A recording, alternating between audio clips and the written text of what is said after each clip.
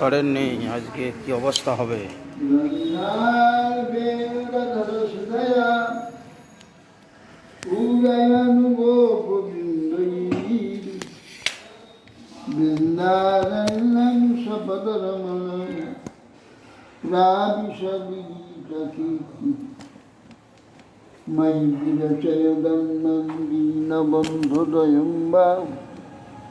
গতিরিহানা ভবত্ত কাচিদন্যা মমাস্তু নিপততু শতকোটি নির্ভরং বানবম্ভ তদপি কিল পয়োদস্তুয়তে চাতুরি রসবলিত মৃগাক্ষি মৌলিমানিকলক্ষ্মী প্রমুদিত মুরবৈরি প্রেম বাপি মরালি ব্রজবর বিষভানু পূর্ণগির্বাণ বল্লী স্নপয়তি নিজ দাস্যে রাধিকা মঙ্কদান তমাদিদেবং করুণানিদানং তমালবরণং সুহৃদাবতারং অপার সংসার সমুদ্র সেতু ভজমহি ভাগবত স্বরূপম যং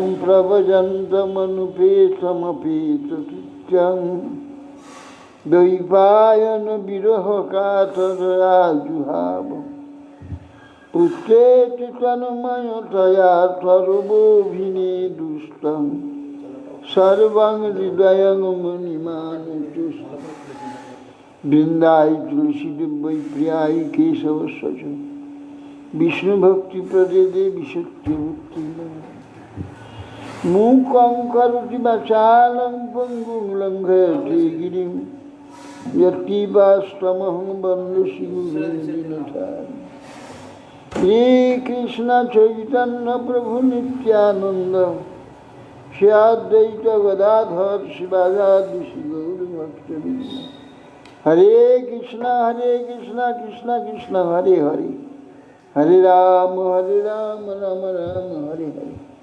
নমস্তে নরসিংহায় প্রহ্লাদল্লাহৃদয় হিরণ্যকশিপুর্বক্ষশীলাটঙ্কনখালে নারায়ণং নমস্কৃত্য নরং চৈব নরোত্তমং দেবীং সরস্বতীং ব্যাসং ততো জয়ন্তি।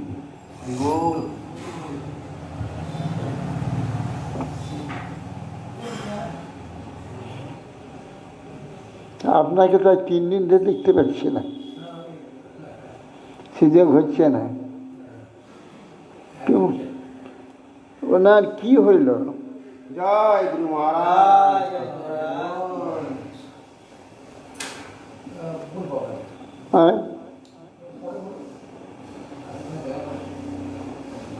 এখন ডাক্তার ঠিকমতো ডাক্তার দেখানো ঠিক হয়নি এখন।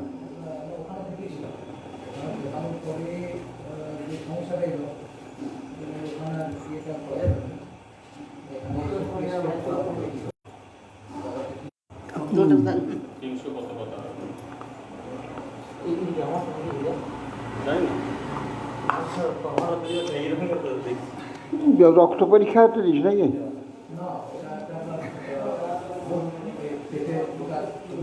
আচ্ছা আচ্ছা, ঘন সম্বন্ধে বেড়াচ্ছে।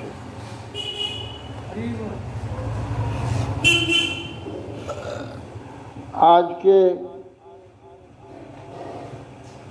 2 মহাপুরুষের তিরোভাব তিথি। সচিদানন্দ নিত্যলীলাপবিষ্ট বিষ্ণুবাদ সচিদানন্দ ভক্তিবিনোদ ঠাকুরের তিরোভাব, গদাধর পণ্ডিত গোস্বামীর তিরোভাব। গদাধর পণ্ডিত গোস্বামী এটা ঠিক আছে, দেখা যাচ্ছে, অসুবিধা নেই। কথা তো বলবো, আর চোখে লাগে দরকার। গদাধর পণ্ডিত গোস্বামী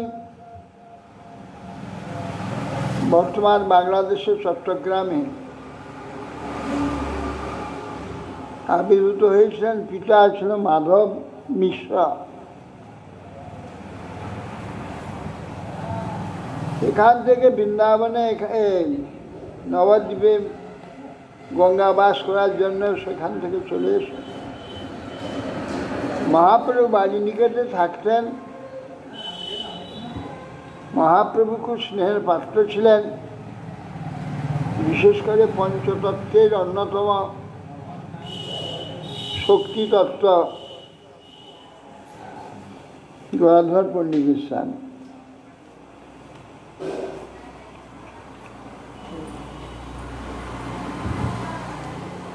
গদাই গৌরাঙ্গ বলা হয়, গৌর গদাধর। ভক্তিবিনোদ ঠাকুর গৌর গদাধরের খুব ভক্ত ছিলেন। আর সচিদানন্দ ভক্তিবিনোদ ঠাকুর তিনি আজকে এই দিনে নিত্যলীলা প্রবেশ করেছিলেন।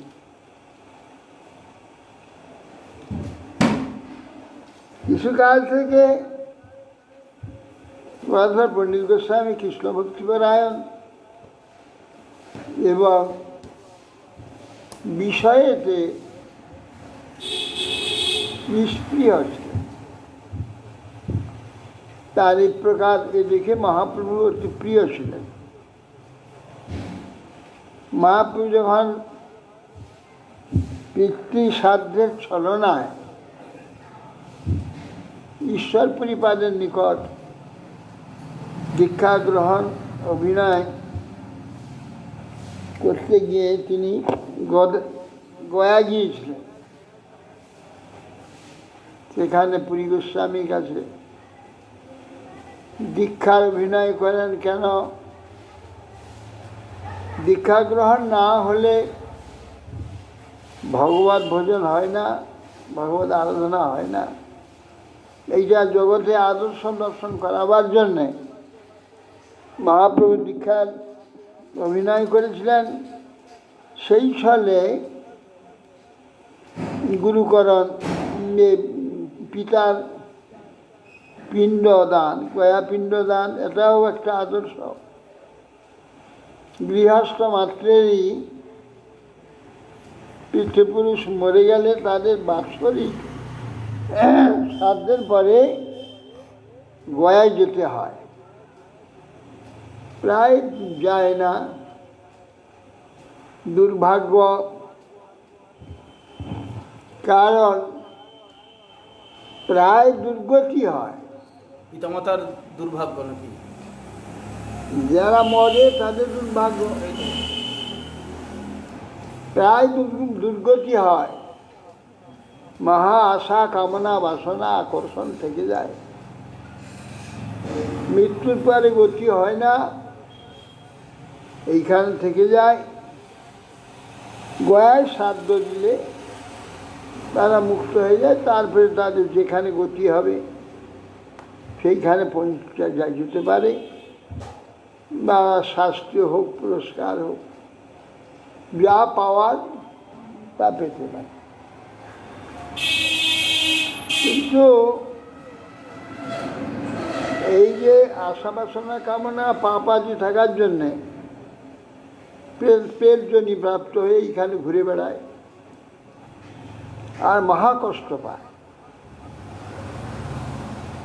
বেঁচে থাকার সময় তো অনেক কিছু অভ্যাস ছিল, সেইগুলি সব মূর্তিমান হয়ে সম্মুখে দাঁড়ায়, সেইগুলি কষ্ট দেয়। এত কষ্ট দেয় যে চিন্তাতীত, অথচ তার কোনো কষ্টই পায় না। এর জন্য কিছু জ্ঞানের দরকার, জানা দরকার। সৎসঙ্গ, সাধুসঙ্গ, সদ্গুরু আশ্রয়, এসব তো কেউ করে না। না করার জন্যে জানতেও পারে না। কিছু জ্ঞান আদি লাভ হলে শক্তি লাভ হয়। যেমন আমার কিছু জানা থাকলে আমার শক্তি, আমি জোর করে বলতে পারি। কিছু যদি আমার না জানা থাকে, কিছু বলতে পারে যাবে না। যে যা বলে যাবে, জুতো মেরে যাবে, ঝাঁটা মেরে যাবে, সব সহ্য করতে হবে। প্রতিবাদ করবার মতো যোগ্যতা জ্ঞানের দ্বারা হবে। এই জগতে এসে প্রায় গৃহস্থগুলি কিচ্ছু জানে না, জানবার চেষ্টাও করে না, মনে করে যে না বেড়াবো, চিরদিন বেঁচে থাকবো এখানে। এখান থেকে চলে যেতে হবে, সেখানে গিয়ে কী হবে তৎসম্বন্ধে কিছু জানা দরকার এবং কিছু সাধন দরকার। জানলে সাহস হয় আর সাধনে বল হয়। সাধন করলে কিছু বল সেখানে শক্তি হয়, যা অন্য কাছ থেকে নিজেকে রক্ষা করে যায়। এ যদি না হয়, সৎসঙ্গ না হয়, কিছু সাধন ভোজন না হয়, কিছু জ্ঞান যদি না জন্মে, মৃত্যুর পরে ভীষণ দুর্গতি হয়। এই জন্য মহাপ্রভু সেই আদর্শ দেখাবার জন্যে, বিহারা তো সব কিছু জানে না, সব মরে, মারার পরে দুর্গতি হয়। এই জন্য সকলে যাতে পিতৃশ্রাদ্ধ দেওয়া উচিত, এই আদর্শের জন্য মহাপ্রভু এইটা গৌণ মোক্ষ হচ্ছে ঈশ্বর পরিবারের সঙ্গে সাক্ষাৎ করবেন। তো মহাপ্রভু গয়া গেছেন, গয়া থেকে গিয়ে কি অনুভব করলেন? মহাপ্রভুর তো দর্শন আলাদা। বন দেখি ভ্রম হয় এই বৃন্দাবন, ভূমি দেখে মনে হয় মন না, শৈল দেখি মনে হয় গিরি গোবর্ধন। যাহা যাহা নদী দেখে মানে কালিন্দী, মহাপ্রেমাবেশে প্রভু পড়ে কান্দি। এইভাবে প্রভুর দর্শনে সর্বত্র কৃষ্ণ দেখছেন। এখানে কি দেখছেন? গয়া থেকে ফিরে এসে সব ভক্তদের বলছে, তোমাদের সকল শুক্লাম্বর ব্রহ্মচারী গৃহেতে তোমার উপস্থিত হবে। শিবাস পণ্ডিত আদি সবাইকে বললেন, সকলে তার বাড়ি থেকে উপস্থিত হয়েছেন। মহাপ্রভু তো ভাব্যে সেটা বলে যাচ্ছে সব। আর ঘরের ভিতরে তো কম বয়স ছেলে মানুষ, গদাধর কি বাঁশের খুঁটিকে ধরে দাঁড়িয়েছে। শুনতে শুনতে গদাধর মূর্ছিত হয়ে সে বাঁশের খুঁটিটা নিয়ে পড়ে গেছে, ড্রাম করে শব্দ হয়েছে। কি শব্দ হলো? ঘরে কি শব্দ হলো? সকল ছুটে গেল, বলছে গদাধর পড়ে গেছে। সকল ধরে নিলি, কি ব্যাপার? মানে গদাধর আপনি বর্ণনা করছেন, শুনতে শুনতে কানতে কানতে মূর্ছিত হয়ে পড়ে গেছে। বলে অহো গদাধর, তুমি কি কত ভাগ্যবান! কৃষ্ণের কথা শুনে তোমার এত প্রেম, তুমি স্তম্ভ ভেবে আঁকড়িয়ে ধরে তুমি মূর্ছিত হয়ে পড়ে গিয়েছ। ধন্য তোমার ধন্য জীবন। খুব মহাপ্রভু প্রশংসা করেছে। সেই গদাধর সেই দিন থেকে মহাপ্রভু আর ছাড়েনি। এরকম তার্কিক ছিলেন মহাপ্রভু, তো সবসময় ফাঁকি জিজ্ঞাসা করতেন। এই জন্য গদাধর এড়িয়ে এড়িয়ে চলতেন। এখন গদাধর প্রাণ হয়ে গেছে মহাপ্রভু। এইভাবে মহাপ্রভুর সঙ্গে সাক্ষাৎ। গদাধর তিনি পণ্ডিত দেখে বৈষ্ণব দর্শনের খুব তার রুচি ছিল, জেনে মুকুন্দ তাকে পুণ্ডরিক বিদ্যানিধিকে দর্শন করাবার জন্য নিয়ে গেছিলেন। বিদ্যানিধি বৈষয়িক বিষয়ীর ন্যায় আচরণ দেখে সন্দেহ হওয়াতে তখন বললেন, তার ভাব দেখে অহো বকিজন স্তনকাল কুটং, এই শ্লোকটা ভাগবতে কীর্তন করলেন।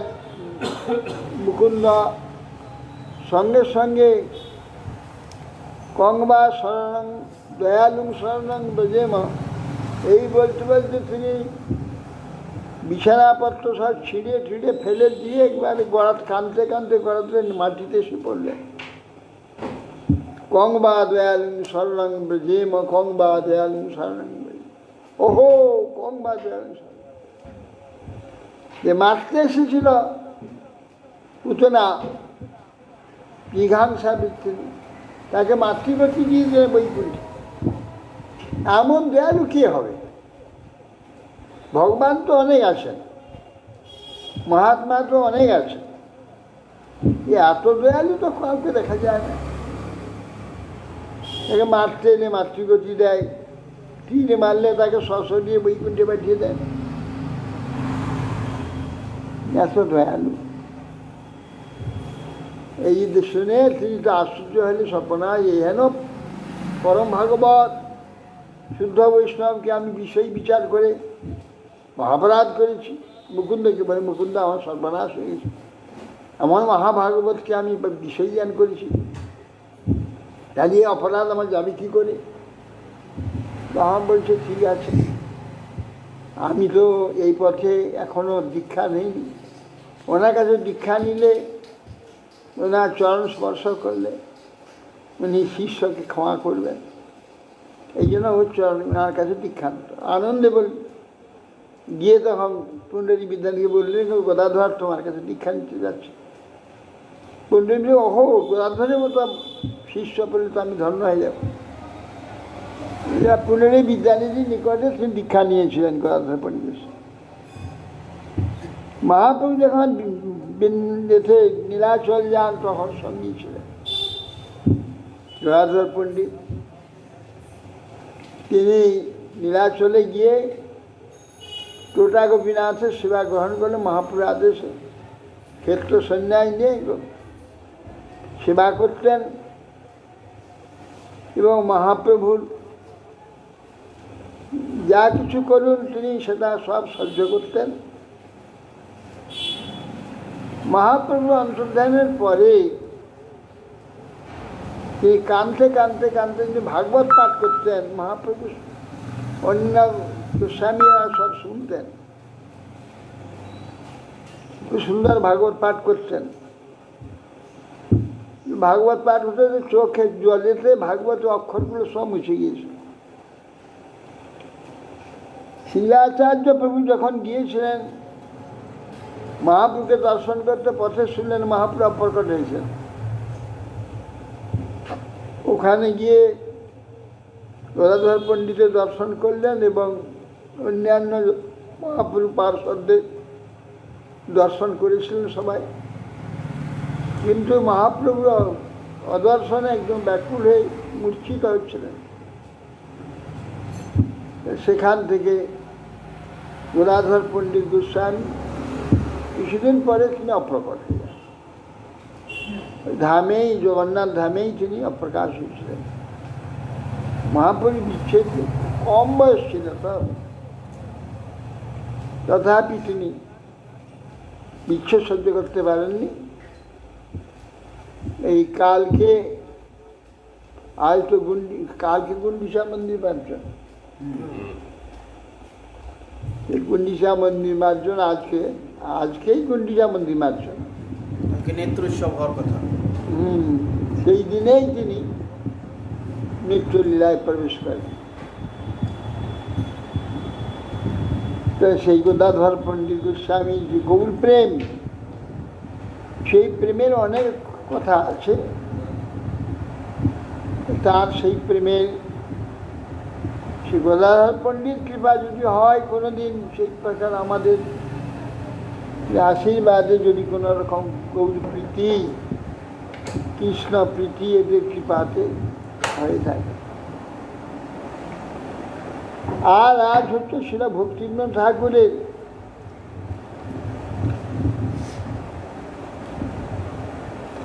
তিরোভাব তিথি।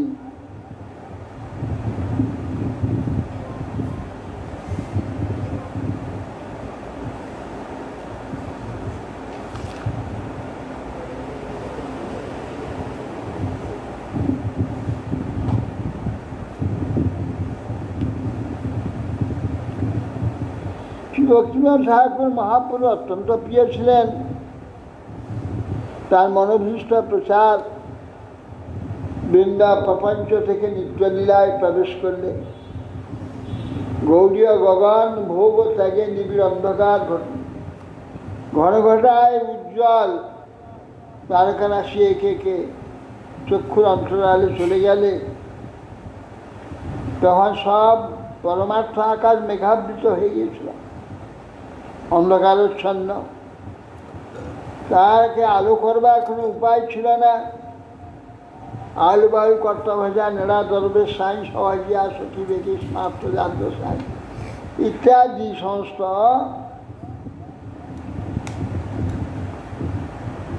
অপসম্প্রদায় পরিপূর্ণ হয়ে গিয়েছে।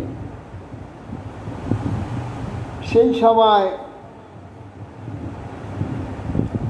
300 বছরের পরে মহাপ্রভু পরে নদিয়া জেলার অন্তর্গত বীরনগর গ্রামে শ্রী গৌর নিবেদনের আবির্ভাব হয়েছিল।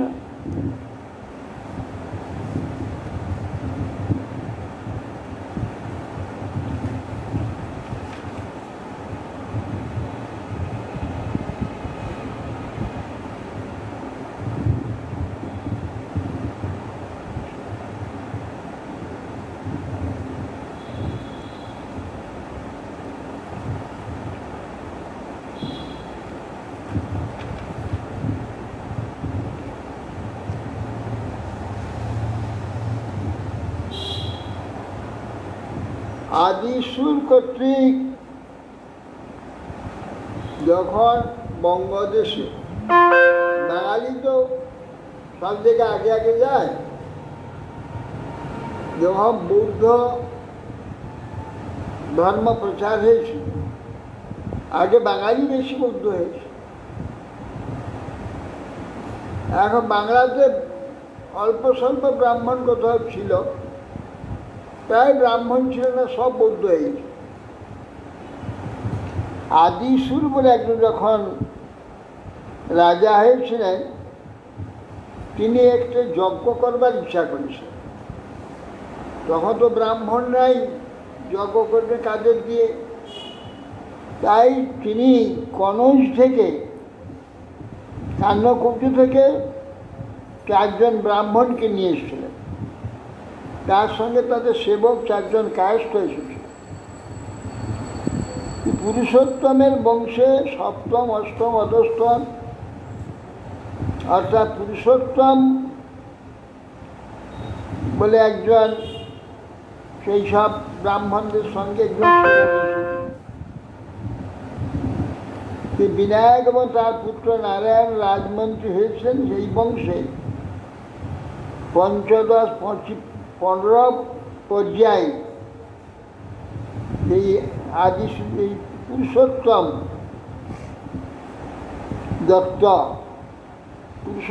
দত্তের বংশেতে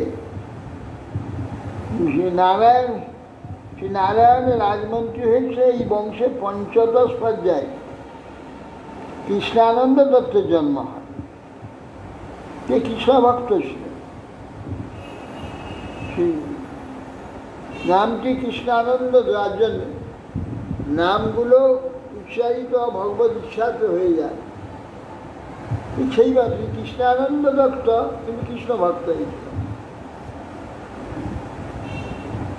আমাদের এইখানে আমার সেই বাবু মল্লিক আমাদের যে ছিল মেম্বার অসীম বাবু, অসীম মল্লিকের বাড়িতে একজন ভাটপাড়া একজন ব্রাহ্মণ আসতেন, পণ্ডিত। তা গোবিন্দ শরণ ভট্টাচার্য তিনি আইলে এখানে সে পাঠ শুনতেন। তা তিনি আমাকে বলছেন, দেখুন মহারাজ, আমার নাম গোবিন্দ শরণ, আমার বড় ভাইয়ের নাম দুর্গা শরণ, তারপরে হচ্ছে কালী শরণ, তারপরে তারা শরণ, উমা শরণ, তার রমাশরণ, তারপরে হচ্ছে কি একটা স্মরণ আছে, আমার নাম গোবিন্দ স্মরণ, আমি সপ্তম, আমার সাত নয়। সকলের নাম দিয়েছে দেবীর, আমার নাম দিয়েছে গোবিন্দ স্মরণ। আমার সকলের ভোর স্বার্থ, শক্তি উপাসনা করে শক্তি মন্ত্রে দীক্ষিত, আমি কৃষ্ণ মন্ত্রে দীক্ষিত, কৃষ্ণ ভজন। দেখুন আমার ওদের সব দেবীর নাম দিয়েছে, সব দেবী ভক্ত হয়ে গেছে। এর নাম দিয়েছে গোবিন্দ শরণ ভট্টাচার্য বলে, আমার কৃষ্ণই আমার সবচেয়ে প্রিয়, এ কৃষ্ণ ভক্ত। কাজ করে, নাম কাজ করে, নাম কাজ করে। নামগুলো যখন দেয় তখন ভগবত ইচ্ছাতেই ঠিক তার স্বভাব আদি সব সেটুকু মিলে যায়। অনেকটা হয়, সেটা মানে সব কাজে তো ব্যতিক্রম আছে। এইখানে আমার কৃষ্ণের বাড়িতে একটা তান্ত্রিক, তার নাম কৃষ্ণ। ব্যতিক্রম তো কিছু আছে, তো প্রায় দেখা যায় সেই রকম হয়। যেমন পরমাণু নাম ছিল প্রহ্লাদ, সংসার ত্যাগ করেছে, দীক্ষা দিনে এই যে নামের দ্বারা কিছু ক্রিয়া, তাকে সেই বলে ডাকে তো তার সেই অভিমান হয়, সেই অভিমানে খানিকটা সেই ভাবটা সৃষ্টি হয়ে যায়। তখন সে জানতে চায় গোবিন্দ কার নাম, কেন গোবিন্দ।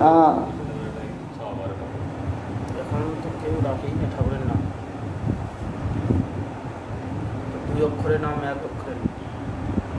ইহারই বংশে পরবর্তীকালে জন্মগ্রহণ করেন গোবিন্দ শরণ দত্ত। গোবিন্দপুর গ্রামে পত্তন করেছিলেন কালীঘাট, সুতানুটি, গোবিন্দপুর। কালীঘাটে সুতানুটি, গোবিন্দপুর, ওইটা গোবিন্দ শরণ দত্ত, ওইটা ইজারা নিয়েছিল বাদশাহের কাছ থেকে। নেওয়াটা পরবর্তীকালে ইংরেজরা এসে ধরলেন যে এই জায়গাটা আমাদের পক্ষে খুব সুবিধা, আপনি অন্যত্র থেকে আমাদের বিক্রি করলেন। এই জায়গাটা সুতানুটি, গোবিন্দপুর, গোবিন্দ শরণ দত্তের না, সুতানুটি গোবিন্দপুর। ওইখানে তখন ওরা সেটাকে ইজারা করে ওনাকে টাকা দিয়েছেন। উনি গিয়ে হাট খোলা, সেখানে হেদুয়া নাম, হেদুয়া বলে কলকাতা, হেদুয়া হাট খোলা, ওইখানে গিয়ে বসবাস করেছে। আর এখানে সুতানুটি গোবিন্দপুর, এইখানে ওই কালীঘাট আছে, কালীঘাটের কাছাকাছি এইখানটা, ওই জন্য কালীঘাট থেকে কালিকাতা হয়েছে, কালিকাতা, কালী নাম অনুসারে। এই গোবিন্দ শরণ দত্ত ইনি এই গয়াতে প্রেতশিলাতে নিচে উপর পর্যন্ত সমস্ত সিঁড়ি করে দিয়েছে, এই জন্য এখানে তার নাম খোদাই করা আছে। 600 না 700 1100 না, আমি দুবার গিয়ে গুনে এসেছি। 1100 700 আছে, শুনলে হবে কি, আমি গুনে এসেছি। 600 কতটা, 78 না 68টা আছে। হ্যাঁ, এই এত ওরা সিঁড়ি করে দিয়েছেন। দুবার না তিনবার। সে গোবিন্দ শরণের পৌত্র রামচন্দ্রের পৌত্র মদনমোহন দত্ত, ইনি কলকাতায় হেদুয়া পুষ্করিণী জনসাধারণের ব্যবহারের জন্য মিউনিসিপ্যালিটিকে দান করেছিলেন। গয়া প্রেতশিলা তীর্থে চন্দ্রনাথ পাহাড়ে বিপুল অর্থ ব্যয় করে সিঁড়ি নির্মাণ করেছিলেন। এরই নাতি রাজবল্লভ দত্ত। রাজবল্লভ দত্তের পুত্র পরমধার্মিক, বিষয়াসক্তি বিষয়ে বিরক্ত আনন্দচন্দ্র দত্ত নদিয়া জেলায় উলা গ্রামে, বীরনগর, বর্তমান স্টেশন আছে বীরনগর, তো উলা গ্রামেতে প্রসিদ্ধ জমিদার ঈশ্বরচন্দ্র মুস্তফি কন্যা জগন্মোহিনী দেবীকে আনন্দচন্দ্র বিবাহ করেছিলেন। আনন্দচন্দ্র দত্ত জগন্মোহিনীকে পিতা মাতা রূপে অঙ্গীকার করেছে 332 গৌরাব্দে 1245 বঙ্গাব্দে 8ই ভাদ্র 1838 খ্রিস্টাব্দে 2 সেপ্টেম্বর রবিবার শুক্ল ত্রয়োদশী বাসরে ভক্তিবিনোদ ঠাকুর রাগ্রামে বিনগর তার মাতামহের আগে আবির্ভূত হয়েছেন। পিতামাতার নাম আমরা এখানে কেদারনাথ। শিশুকালে মাত্র 2 বছর বয়সে ঠাকুরের বিয়ে হয়, কবিত্বের স্ফূর্তি হয়, তার অনন্য সাধারণ যোগ্যতা প্রকাশ করেছিল। পরবর্তীকালে লিখিত চিন্ময় ভগবত ভাবপূর্ণ রসপূর্ণ অপ্রাকৃত সমস্ত গীতাবলী, ঈদমালা, কল্যাণ কল্পতরু, শরণাগতি, কত কি সমস্ত লিখেছেন। লিখার গাম্ভীর্য এবং তার যে সুন্দর সুললিত পদাবলী পড়ে গেলেই আনন্দ হয়। হ্যাঁ, এইভাবে অপ্রাকৃত নিজ সিদ্ধ ভগবৎ পার্শ্বদের অপ্রাকৃত ভাবসমূহ স্বয়ং প্রকটিত হয়েছে। বৈকুণ্ঠ পুরুষের শ্রী মুখপদ্ম মিশ্রিত ততশব্দী ভগবান অভিন্ন হয়ে সেই জাগতিক কোনো শব্দের তুলনা। ঠাকুরের ব্যবহৃত প্রতিটি শব্দ ভগবত ভাব উদ্দীপক, ভক্তিরসপূর্ণ, অমৃতময়।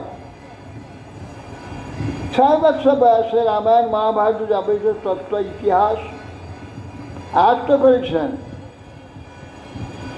6 বছরের শিশুর পক্ষে এত সম্ভব।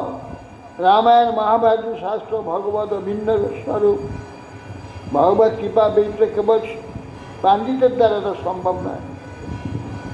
ঠাকুরের হৃদয়ে শাস্ত্রার্থ স্বয়ং প্রকটিত হয়েছে। শাস্ত্রার্থের অভিব্যক্তি সেই তথাকথিত পাণ্ডিত্যের দ্বারা বিখ্যাত পার্থক্য আছে, মৌলিক পার্থক্য আছে।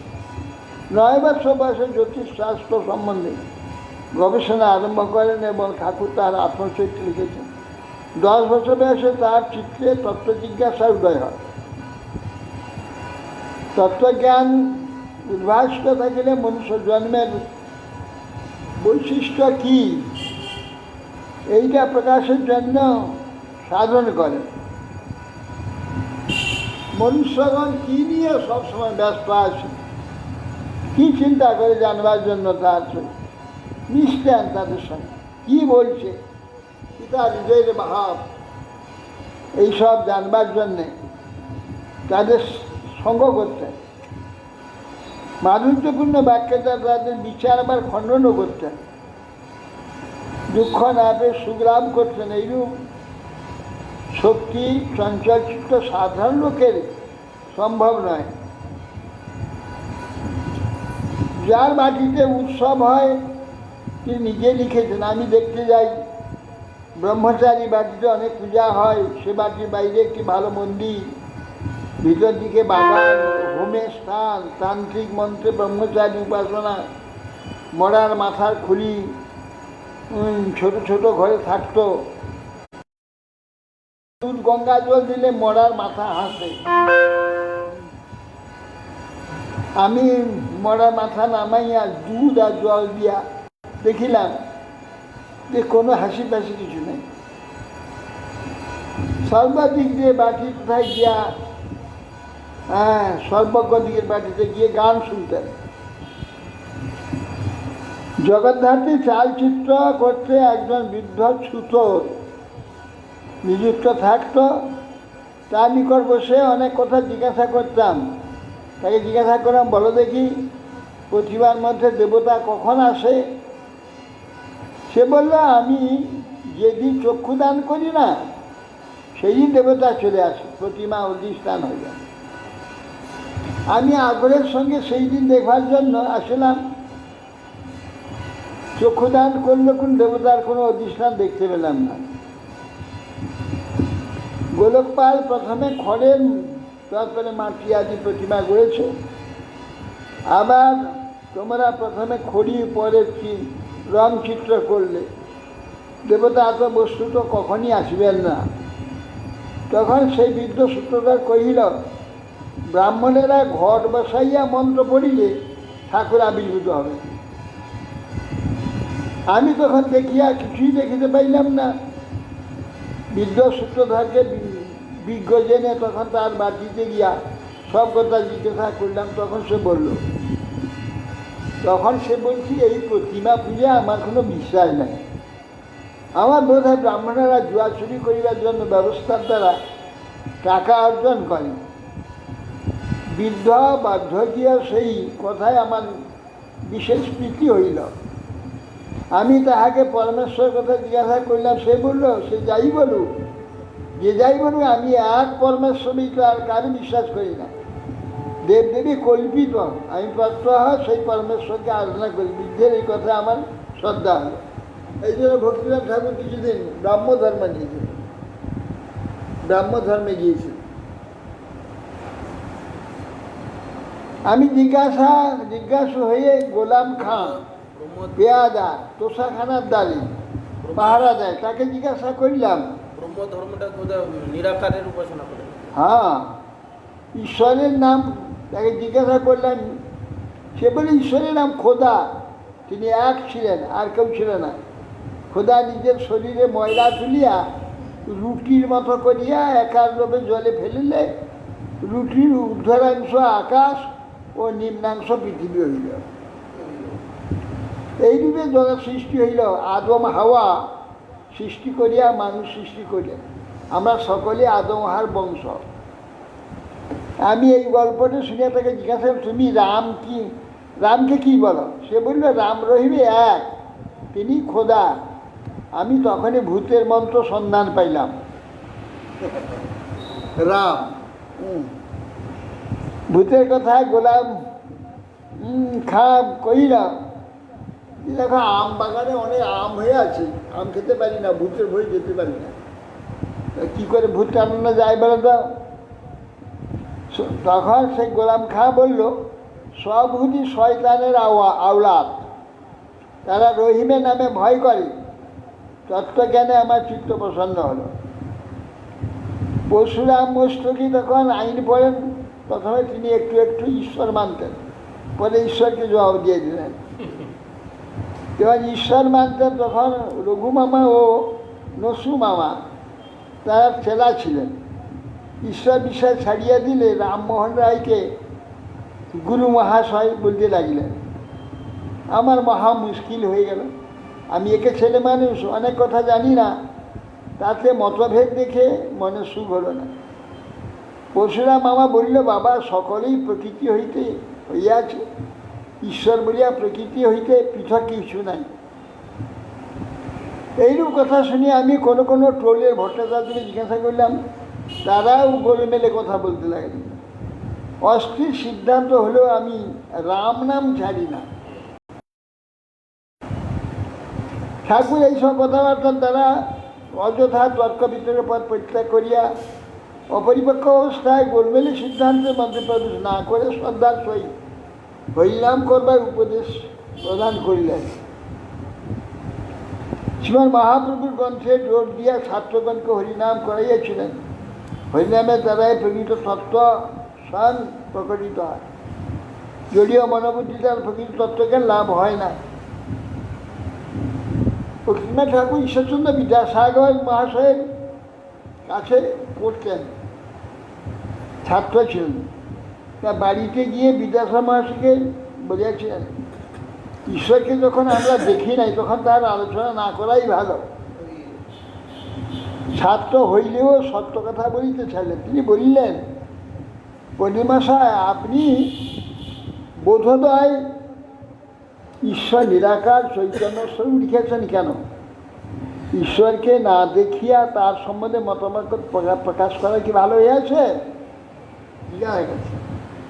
আপনি বোধোদয় লিখেছেন ঈশ্বর নিরাকার স্বরূপ, ঈশ্বরকে দেখেননি, নিরাকার স্বরূপ কী করে বললেন?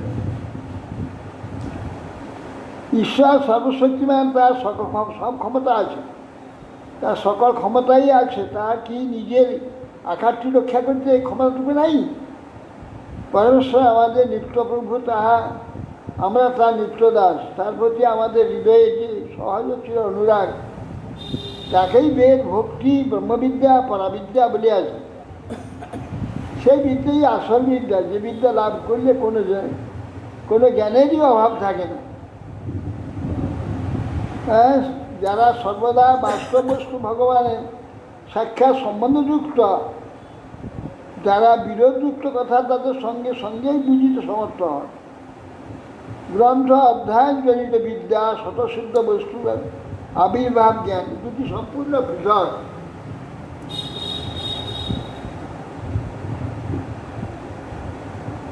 ঠাকুর তিনি পুতুল খেলার ন্যায় বৈষ্ণব ঠাকুর লিখেছেন, শ্বশুরবাড়িতে একদা তিনি 11 বৎসর বয়সে ঠাকুরের পিতৃবিয়োগ হয়।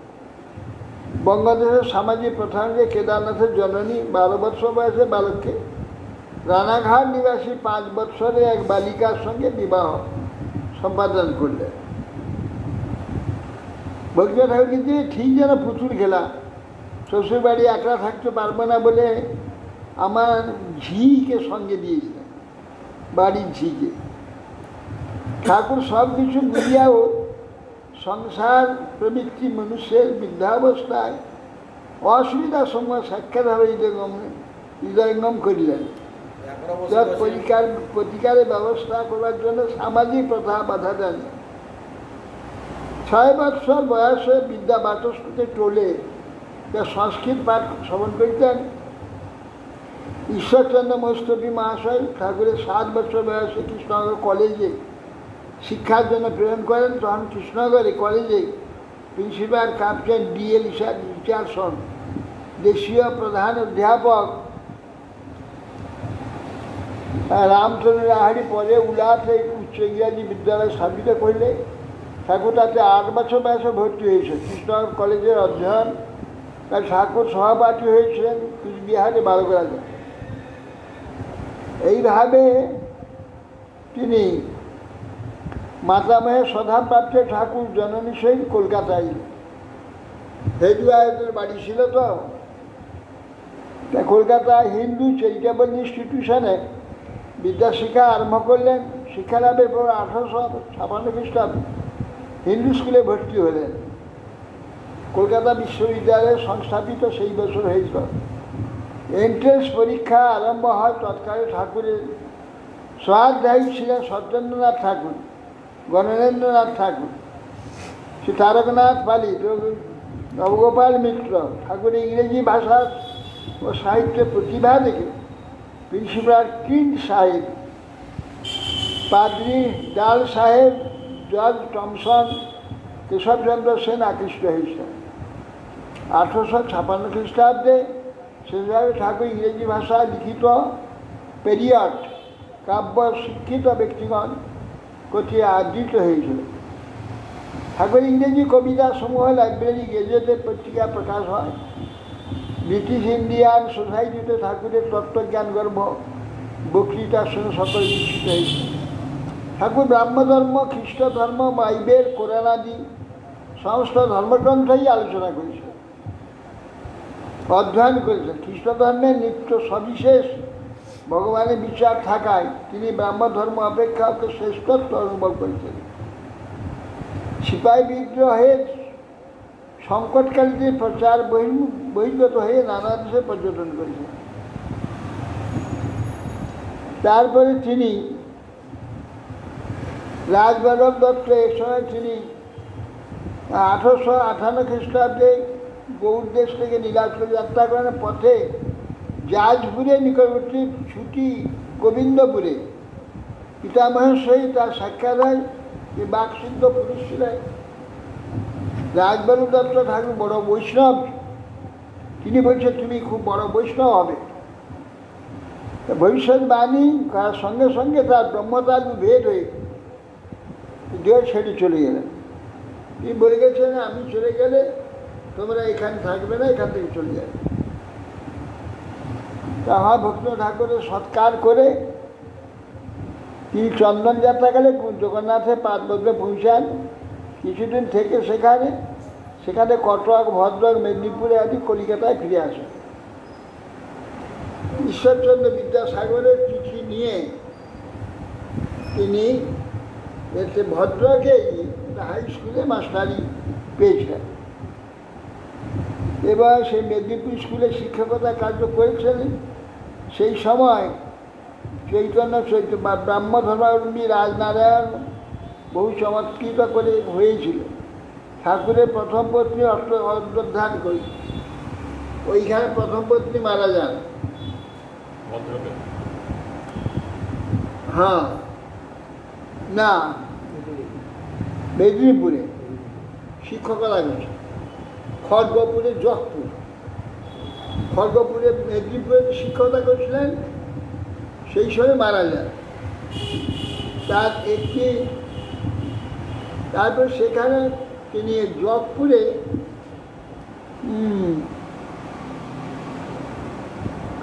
ভগবতী দেবীকে তিনি সেখানে বিবাহ করেছিলেন। হ্যাঁ,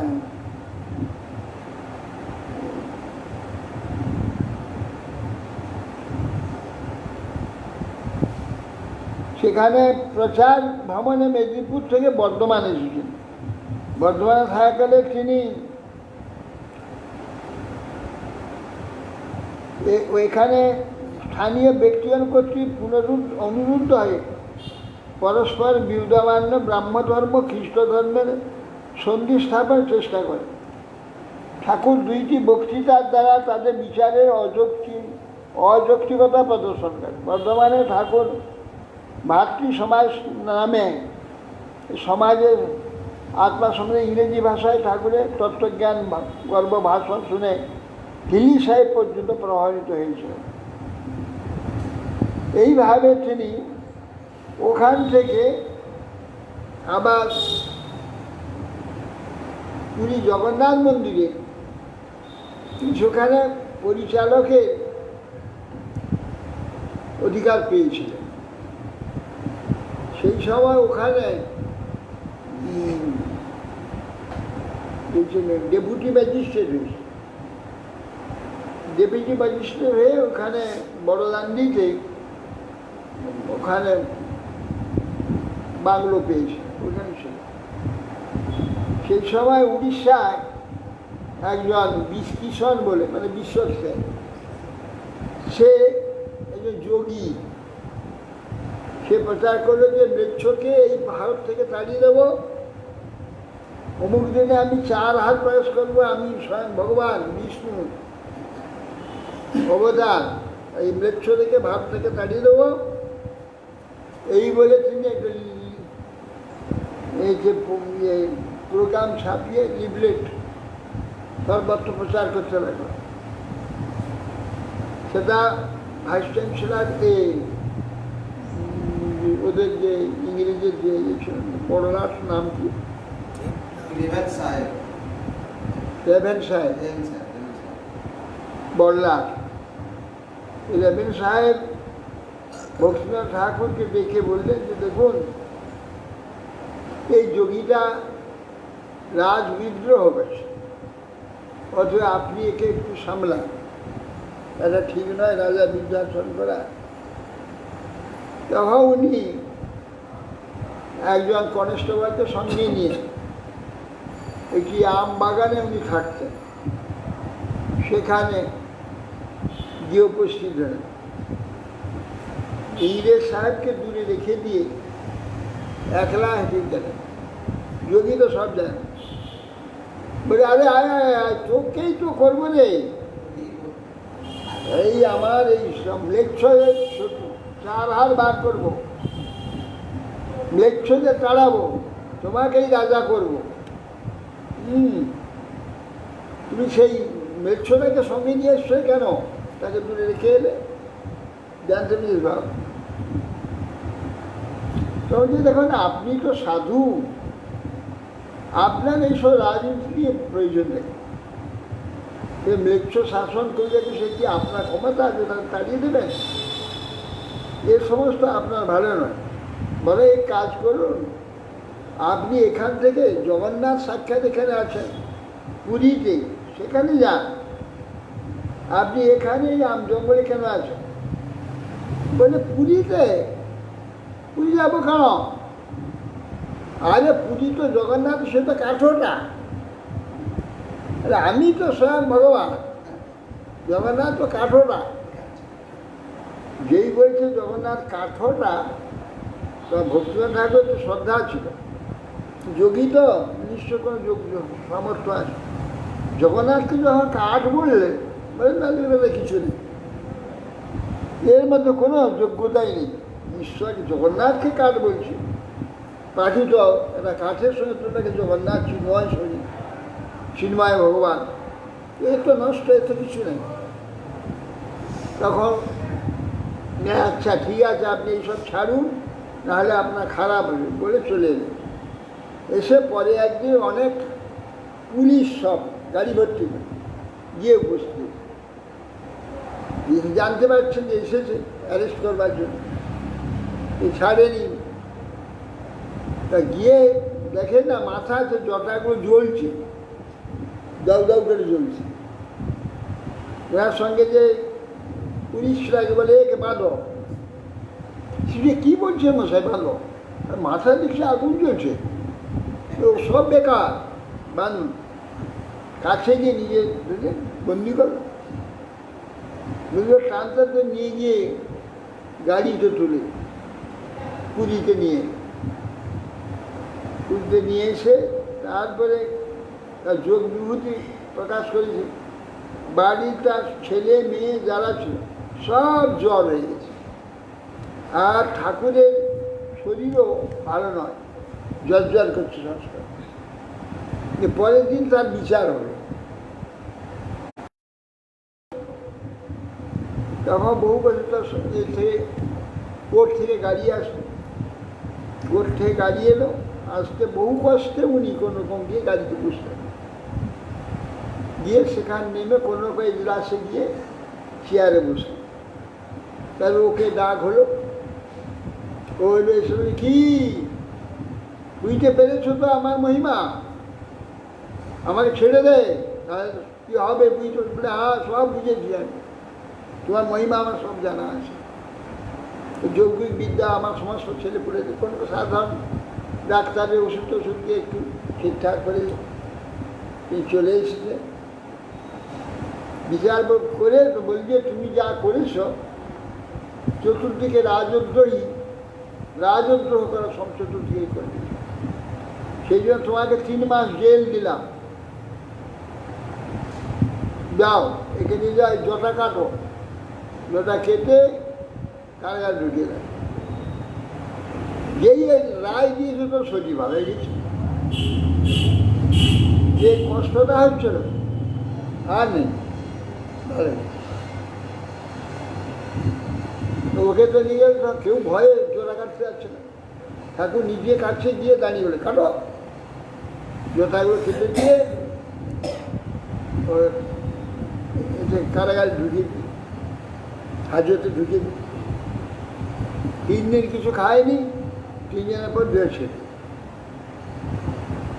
এইভাবে ঠাকুর যে সমস্ত বেলা নাকি বাবাজি এইসব রাস করে মেয়ে ছেলেদের নিয়ে, আর এইসব যোগীরা নানা উৎপাত, এদের সব শাস্তি শাসন করে যে ধর্মের শুদ্ধ যে বাস্তব ধর্ম, এইটা জগতে তিনি প্রচার করতেন, বড় বড় শ্রেষ্ঠ লোককে সব নিমন্ত্রণ করতেন, করে সভা করে এইসব সত্য ধর্মের কথা, শুদ্ধ মহাপ্রভু প্রচারিত শুদ্ধ প্রেম ধর্মের কথা সর্বত্র তিনি প্রচার করছেন। এবং তিনি শেষে কৃষ্ণনগর এসেছিলেন, ট্রান্সফার কৃষ্ণনগর কোর্টে এসেছিলেন। তো এখানে যখন ছিলেন সেই সময়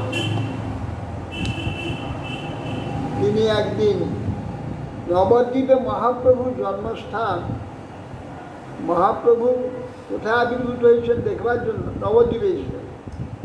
সারাদিন নবদ্বীপ ঘুরে কোথাও কোনো ঐতিহাসিক চিহ্ন দেখতে পেলেন না। রাত্রে মণিপুরে রাজবাড়ি ছিল একটা গঙ্গার ধারে, সেই রানীর কুটিরেতে সেখানে একটা ঘরে স্থান পেয়েছিলেন।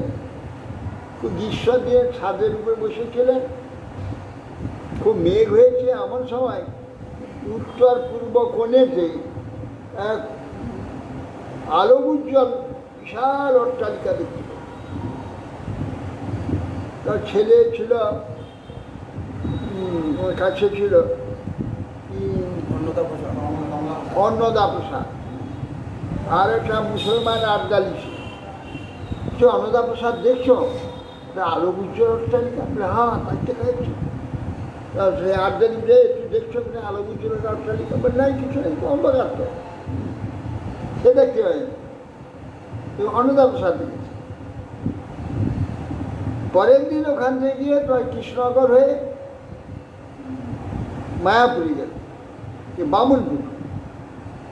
বামুনপুকুরে গিয়ে রাত্রে থাকলেন না, সেইখানে না, প্রথমে গিয়ে ওখানে দেখবার জন্য হেঁটে হেঁটে দেখছেন সব, যে বর্তমান যেখানে মহাপ্রভুর জন্মস্থান, ওইখানে আসছে একজন বৃদ্ধ ব্রাহ্মণ আসছে।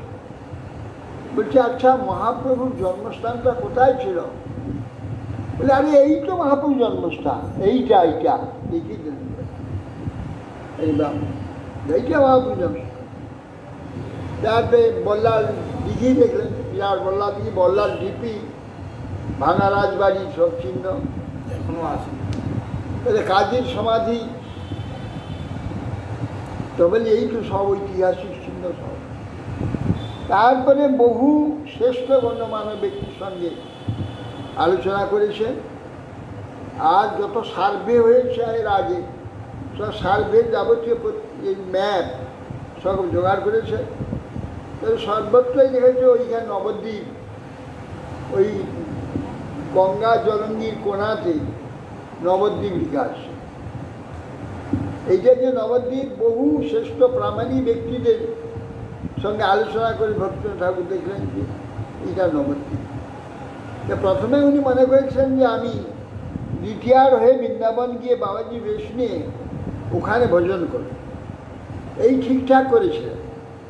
করে কি কাজ একটা ছিল, তারকেশ্বর গিয়েছেন, রাত্রে এখানে ঘুমিয়ে আছেন, তখন তারকেশ্বর বলছিল, এই তুমি নাকি বৃন্দাবন চলে যাচ্ছ? বৃন্দাবন যে চলে যাবে, এখানে যে চৈতন্যদেবের জন্মস্থান লুপ্ত হয়েছে, সেটা কে উদ্ধার করবে? তোমাকে উদ্ধার করতে হবে। তখন সব বলা, চৈতন্যদেবের জন্মস্থান লুপ্ত হয়েছে, আমাকে উদ্ধার করতে, আমি কী করে উদ্ধার করব? তারপরেই নবদ্বীপ দেখতে যান। তারপর এখানে এলেন, এসে তারপর ব্রাহ্মণ বলছে এইটা জন্মস্থান, মানে ঘুরে শুধু তুলসী জঙ্গল, বিরাট এক ময়দান পড়ে আছে। তখন ওইখানে গিয়ে লোককে জিজ্ঞেস করে, আচ্ছা এইটা পড়ে আছে কেন, তুলসী গাছ শুধু কেন? তখন বলছেন একজন মুসলমান, যে এখানে যা চাষ করব সব তুলসী হয়ে যায়, সরষে মূল্যে তুলসী হবে, আর কলাই মূল্যে তুলসী হবে, ধান পেলে তুলসী হবে, তুলসী গাছ। আর তারপরে আমরা ভাবলাম যে তখন শুধু তুলসী গাছ হয়, কোনো কিছুই করা যাচ্ছে না, তখন এ কাজ করা যায়, এখানে গোরস্থান করলে হয়, সব মরলে ওখানে আমাদের মরাকে নিয়ে এখানে দাফন করা হবে। এই চিন্তা করে একজন মারা গেল মুসলমান, তাকে নিয়ে সকলে এলো দাফন করবে। ওইখানে দাফন করে তাকে নামিয়ে তখন সকল দেখছি যেখানে সেখানে আগুনে শিখা উঠছে, আগুনে শিখা উঠছে, আগুনে দিকটাকে আগুনে শিখা, আগুনে শিখা, সব বোনা ইয়ে কি আগুনে শেখা উঠছে কেন? তো তাহার যে মুশকিল পায়, এই জায়গা তো দেবতা শেখা, এখানে তো কবরখানা করা যাবে না বলে সেই মরাকে সেখানে তুলে। তো মুসলমান বললো, বাবা এখানে দেবতার স্থান, বাবা এখানে আমরা কবর দেওয়ার জন্য মরা এনেছিলাম, শুধু অগ্নিশিখা আমরা দেখতে পেলাম, চারদিকে আগুন চলছে। তখনই জানলেন, আর সেই রাত্রে ওখানে ছিলেন, দেখলেন ওই একটা আলো উজ্জ্বল অট্টালিকা, ওই কোনো দিকে ঠিক ও লক্ষ্য রেখেছে কোন দিকে, সকালে গিয়ে দেখলে ওই বামনপুকুরে, আর লক্ষ্য ওই জন্মস্থানের দিকে, লক্ষ্য রাখলেন যে ওই দিকটা সকালে যেতে ব্রাহ্মণ ওই কথা বললো, আর ওই যে জগন্নাথ দাস বাবা যে নির্দিষ্ট করে দিয়েছিলেন প্রভুপাদ। তারপরে উনি তখন নানা পত্রিকাতে এবং নানা সভাতে সর্বত্রই নবদ্বীপ ধাম প্রচার করলেন, নবদ্বীপ প্রকাশ করলেন এবং প্রভুপাদকে বললেন যে তুমি প্রভুপাদ তিনি 1,00,000 কোটি নাম নাম যজ্ঞ, 100 কোটি নাম যজ্ঞ করার জন্য প্রস্তুত হয়েছেন। প্রভুপাদ বলে নিজের জন্য এটা করতে হবে না, এখন সেটা অনেক সময় আছে। এখন মহাপ্রভুর যে জন্মস্থান উচ্চ হয়েছিল, মহাপ্রভুর ধর্ম প্রেম ধর্ম জাতি জগতে প্রচার হয়, সেই দায়িত্ব তোমার পেয়ে দিলাম, তুমি সেটা করবে, এসব ছেড়লাম। এই বলে প্রভুপাদকে ভক্তিনাথ ঠাকুর এই দায়িত্ব দিলেন। প্রভুপাদ প্রথমেই ওই জন্মস্থানে একটি কুটির নির্মাণ করে মহাপ্রভু মূর্তি বসিয়ে ওইখানে হরিনাম করছেন। তার তীর্থ মহারাজ কুঞ্জবিহার বিদ্যাভূষণ প্রভু তিনি নবদ্বীপে চৈতন্যদেবের কি আছে কোথাও দেখতে যে কোথাও কিছু না পেয়ে একজন জিজ্ঞাসা করলে আর কোথাও কিছু আছে, তখন একজন বললো যে চৈতন্যদেবের কিছু পাবেন যেই তো গঙ্গা পেরিয়ে যান ও পাশে আছে। মহাপ্রভুই সব ব্যবস্থা করলেন, তাহলে ওখানে লোককে বলবেন। গঙ্গা পার হয়ে ঘুরার ঘাটে এলেন, এখান থেকে এই জমির আলে আলে মহাপ্রভুর এইখানে এসে প্রভুপাদ বসে হরিনাম করছে, আর মহাপ্রভু আছে। প্রভুপাদের মুখে এসে খুব হরিকথা শুনে, হরিকথা শুনে তো দেখুন যে এসব কথা তো কোথাও শোনা যায় না। আপনি এসব কথা এই মুসলমান পাড়া গোয়ালারা এখান থাকে, আপনি কাকে শোনাবেন? আমি কলকাতা চলবে, আমার গুরুদেব গোপীদাস বাজি মহারাজ বলছেন যে কলি রাজ্য, কলিকাতায় যাবেন না, এইখানে বসে হরিনাম করুন। আর সেই জন্য আমি সেখানে যাব না। কিন্তু এই যে প্রভুপাদ আদেশ লঙ্ঘন করলেন, ঠিক মানে না না, লঙ্ঘন করেনি। কলিকাতা উনি বললেন যে কলিকাতায় আপনি যাবেন কেন? কলি রাজ্যে আপনার প্রয়োজন নেই, আপনি তো যাবেন বৈকুণ্ঠ প্রকাশ করে, বৈকুণ্ঠেতে অবস্থান করুন।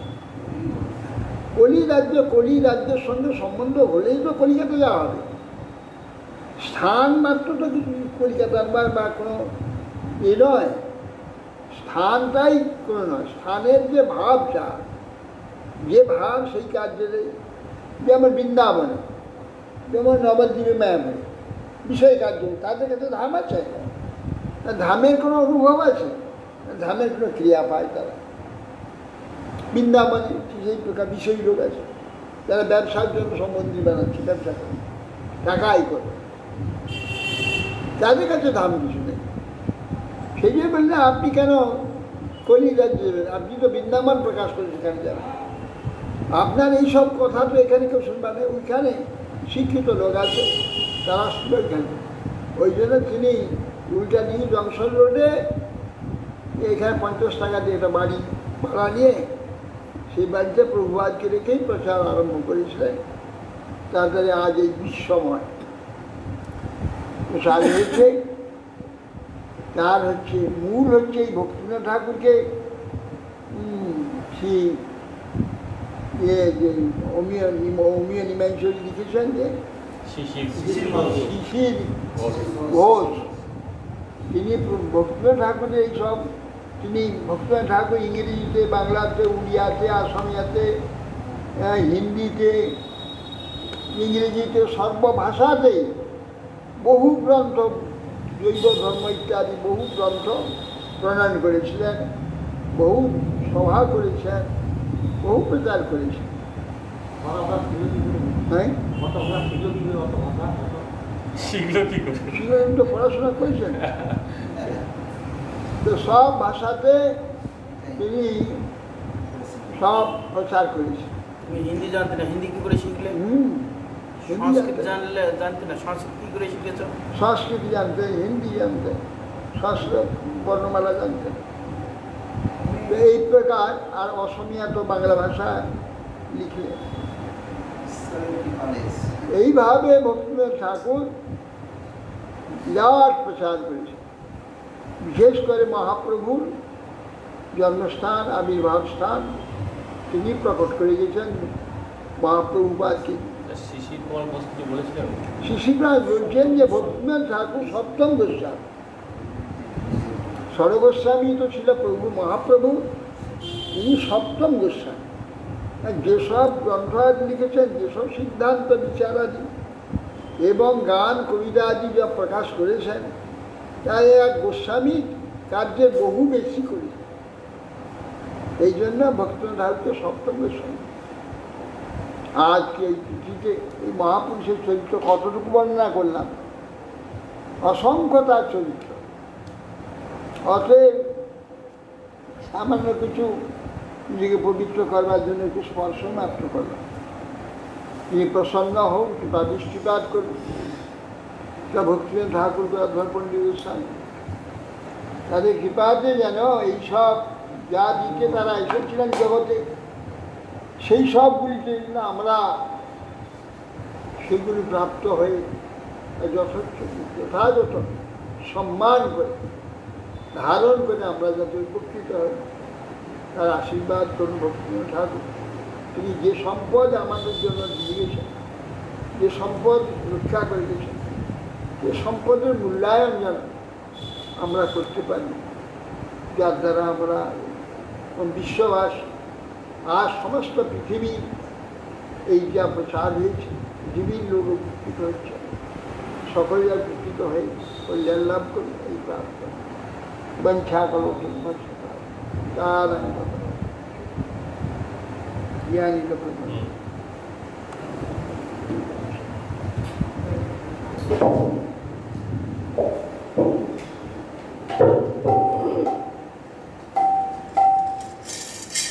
যে আনিল প্রেম ধন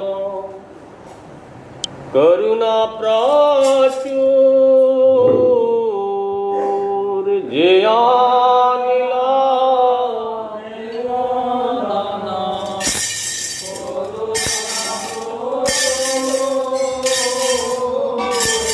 হ্যালো প্রভু কোথা গেলা আচার্য ঠাকুর,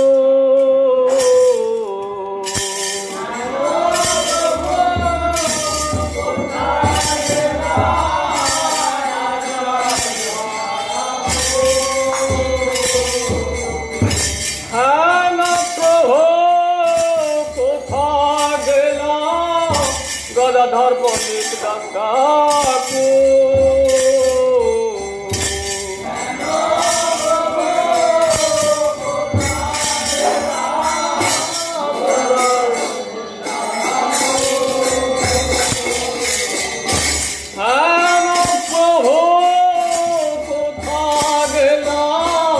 ভক্তি বিনোদ ঠাকুর,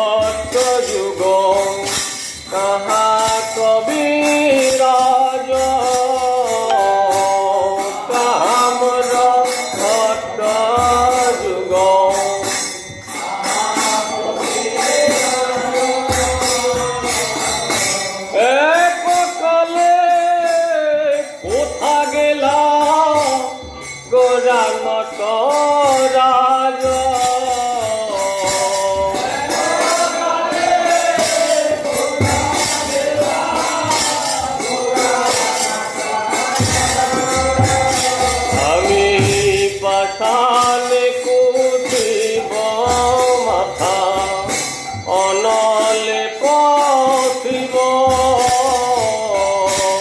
পাশানে শিব মাথা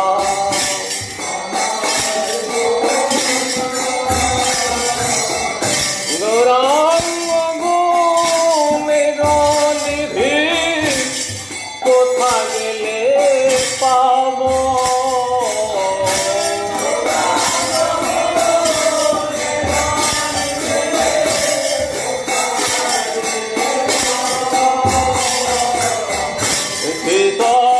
সঙ্গীর সঙ্গে কি কইল বিলাস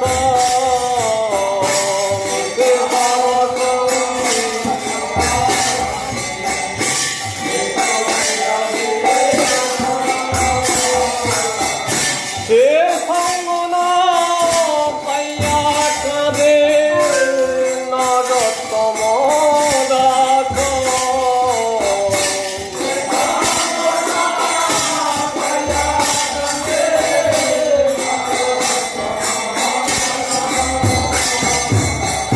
সে সঙ্গ না পাইয়া কাঁদে এ অধম দাস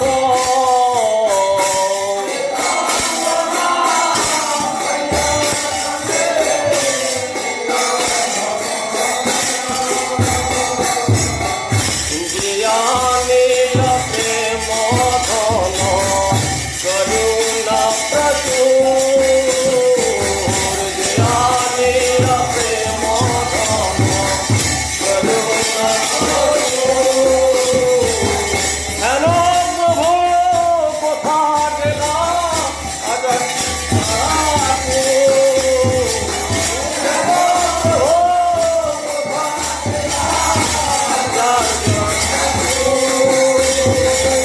হেন প্রভু কোথা গেলা ধর্ম স্বামী ঠাকুর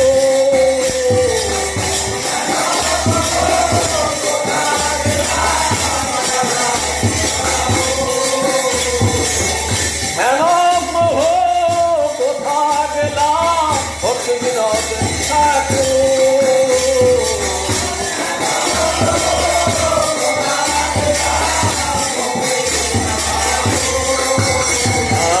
আজ আনিল প্রেম ধন করুণা প্রচুর আনিল প্রেম ধন নিতাই গৌর হরি বল হরি বল হরি বল হরি বল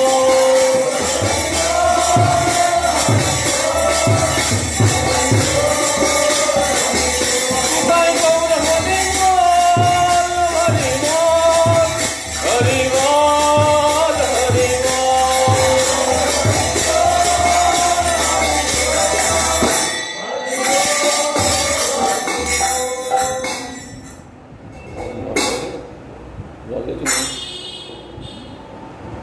হরে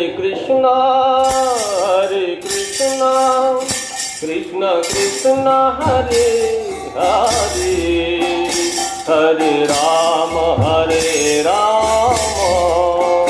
রাম রাম হরে হরে হরে কৃষ্ণ কৃষ্ণ কৃষ্ণ হরে হরে হরে রাম রাম রাম হরে হরে কৃষ্ণ কৃষ্ণ কৃষ্ণ হরে হরে হরে রাম রাম রাম হরে হরে হরে কৃষ্ণ হরে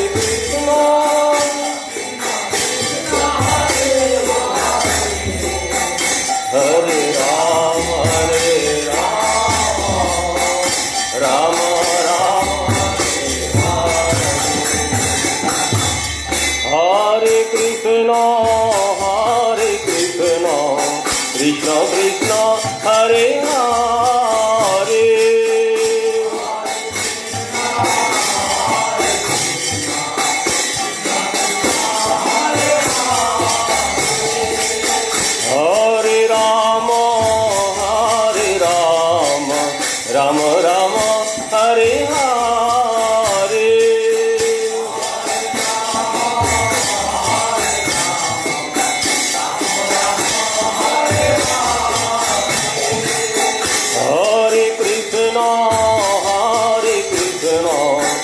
কৃষ্ণ কৃষ্ণ হরে হরে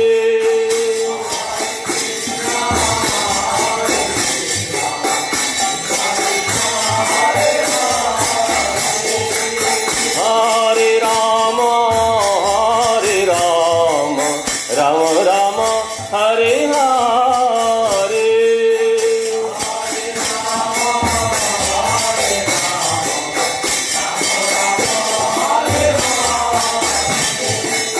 হরে হরে কৃষ্ণ কৃষ্ণ কৃষ্ণ হরে হরে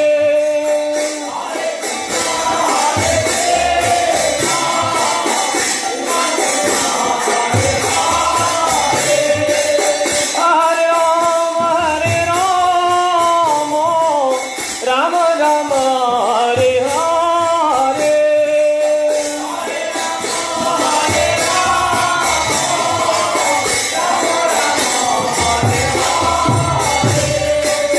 হরে কৃষ্ণ কৃষ্ণ কৃষ্ণ হরে হরে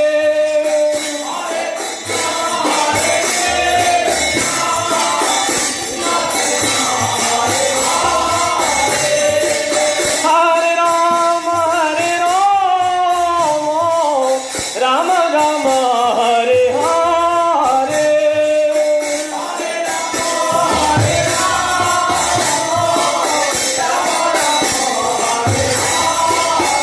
হরে কৃষ্ণ কৃষ্ণ কৃষ্ণ হরে হরে হরে রাম রাম রাম হরে হরে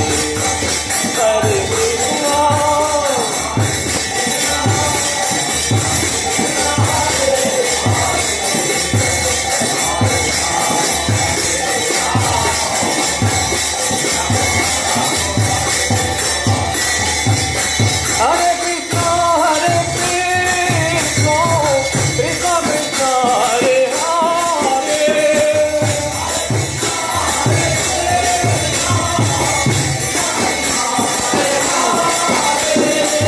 হরে রাম রাম রাম হরে হরে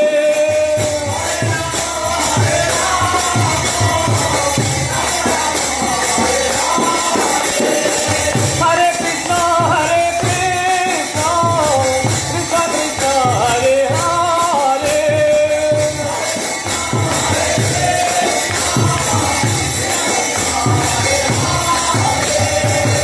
হরে রাম রাম হরে হরে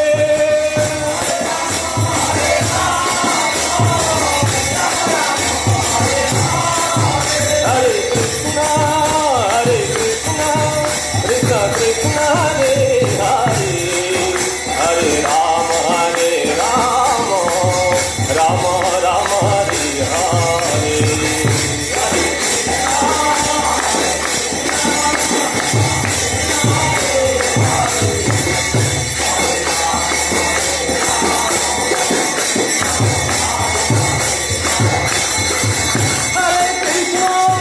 হরে কৃষ্ণ কৃষ্ণ কৃষ্ণ হরে হরে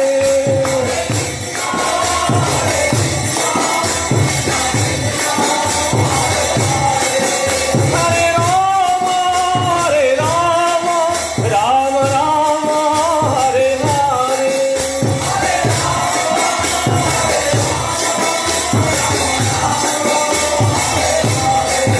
নিতাই গৌর হরি বল হরি বল হরি বল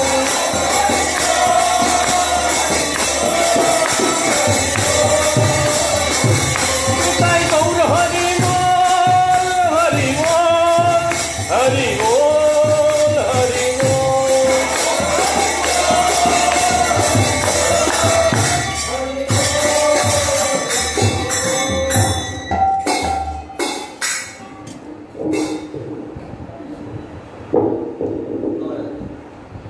নাম রহে মহারাজ বৃন্দে মহারানী নমো নমো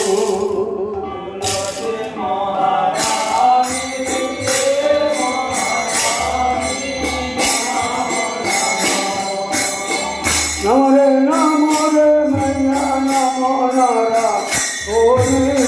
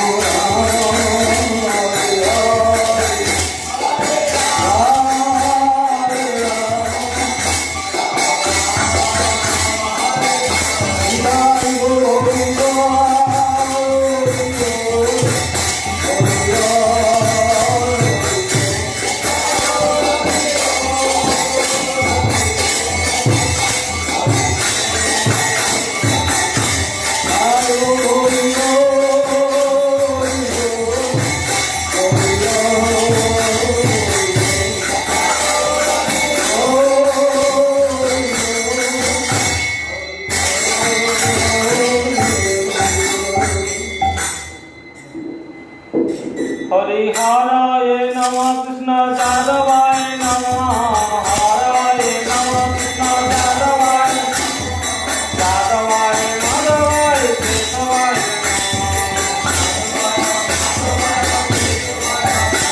नमः Gopal Govind Ram Shri Madhusudan Gopal Govind Ram Shri Madhusudan Bihari Gopinath Madan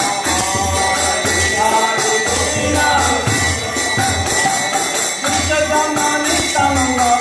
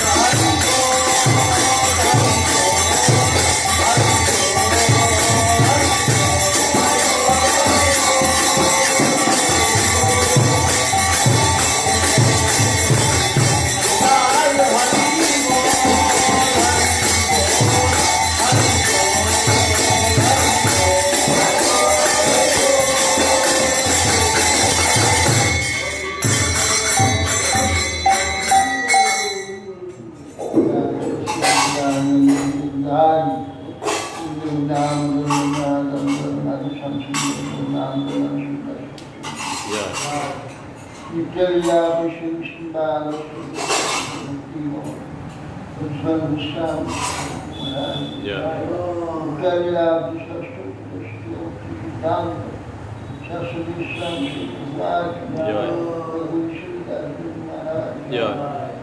Sachidananda Vishram Saraswati Maharaj Lavaldev Darshan Vishnu Lalatam Samananda Sundacharya Krishnadas Swadamda Goswami Namcharya Sundacharya Shri Sanatana Mathura Shri Bhagavata Prem Se Gaur Krishna Chaitanya Shri Guru Lakshmi Shri Ram Ananda Koti Krishna Harinam Sankirtan Then Bhagavatam Dharaj Chandra Vishnu Vishwa Satilam Mukti Dhagri Prabhat Jivaraj Chandra Vishnu Vedanta Pandit Goswami Prabhat Samad Bhakti Nirvana Chaitanya पिताय गौर जय विष्णुपाद परमहंस परिव्राजक शत श्री श्रीमद भक्ति जीवन आचार्य गोस्वामी श्री गुरु महाराज की जय। पिताय गौर प्रेमानंदे।